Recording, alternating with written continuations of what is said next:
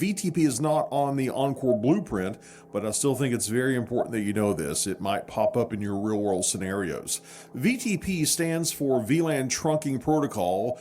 However, some other Cisco literature says it stands for VLAN Trunk Protocol, so you can use those interchangeably. But personally, I'm not a big fan of the name because VTP is not a trunking protocol. The reason that trunk is in the name of VTP is that this is a protocol that runs over trunks.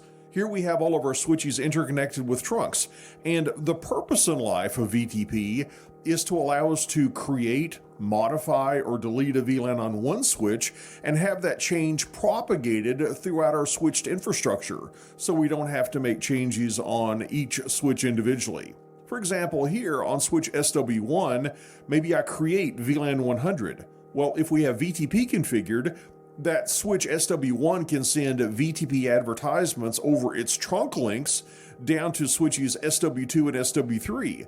And they're going to update their VLAN database, and they're going to create VLAN 100. Then they're going to forward the VTP advertisements down to switches SW4 and SW5. And then they have VLAN 100 created in their VLAN database. And that's the quick overview of what VTP is going to be doing for us. But let's get a bit more detailed. A switch running VTP can operate in different VTP modes. Let's talk about these different modes. The first mode is server mode.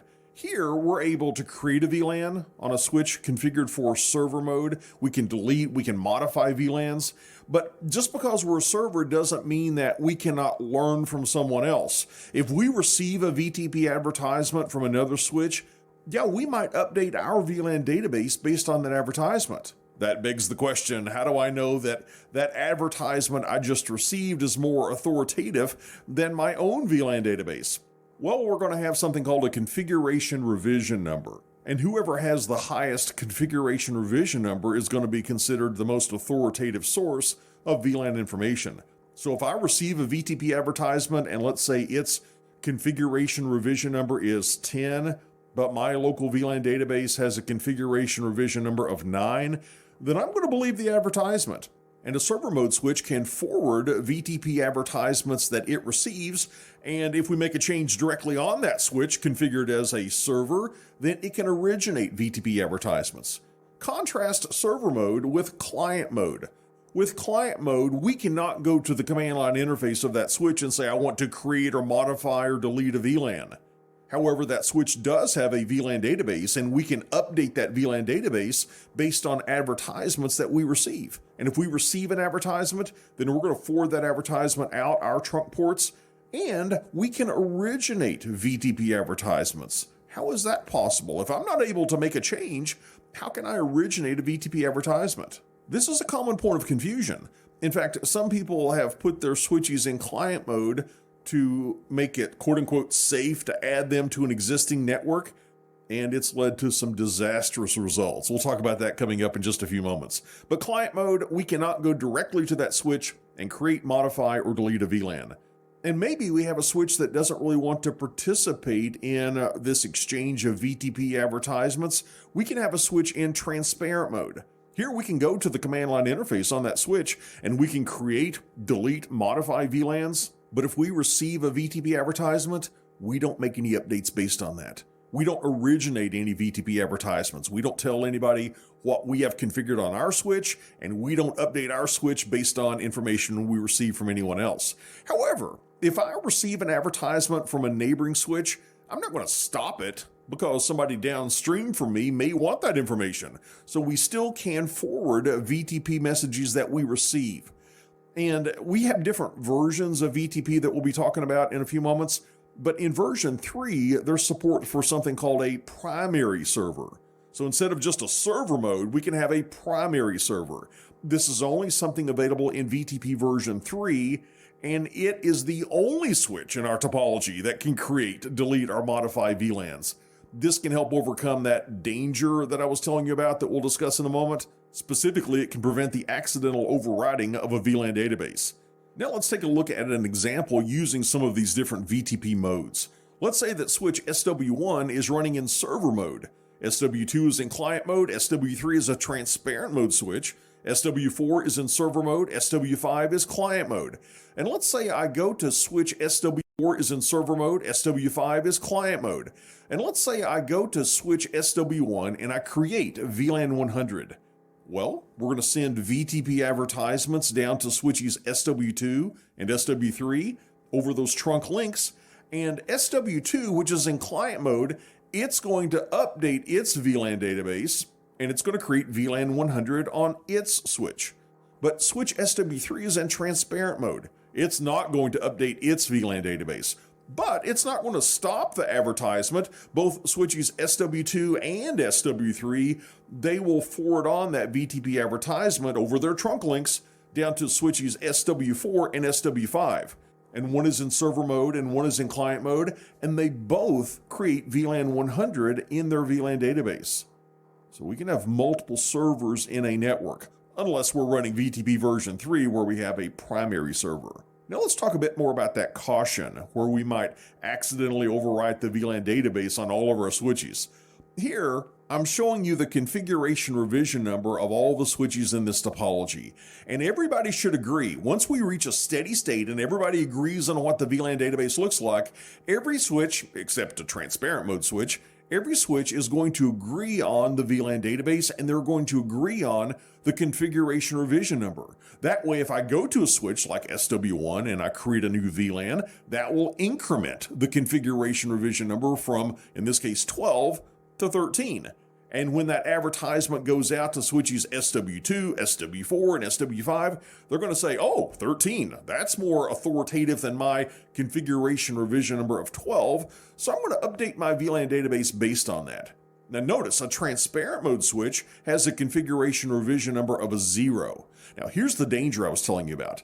Imagine this scenario. Imagine this is my company's production network and we just got a brand new switch in. And I've been playing with the switch, trying out some new quality of service features perhaps, and I've been adding, deleting, modifying VLANs, and now it's time to put this switch into production. And we'll say that this is going to be switch SW6.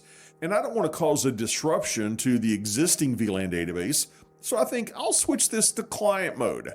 But notice that this switch, which has just been sitting on my desk, based on all the changes I've made, it's got a configuration revision number of 25. Is that a problem? It sure is. As soon as I plug this into the topology, then it's going to send out its VTP advertisement, assuming that's a trunk connection between SW6 and SW4, and it is going to blow away the existing VLAN databases on our switches, except for the transparent mode switch. And those switches are now going to have configuration revision number 25. They're going to have the VLAN database that I configured on my desk, which does not mirror what's going on in the corporate network at all. This is a big danger. So how do we avoid falling into that trap? Well, it's not enough just to have a switch in client mode, because that does not reset the configuration revision number. It's not even enough to delete your VLAN database. There's a file in the flash of your switch called vlan.dat. Even if you delete that, that doesn't get rid of your configuration revision number. Here's what I normally do. Before adding a switch to a network like this, I would do two things. I would first set the mode to transparent. And by doing that, that's how we set the configuration revision number to a 0.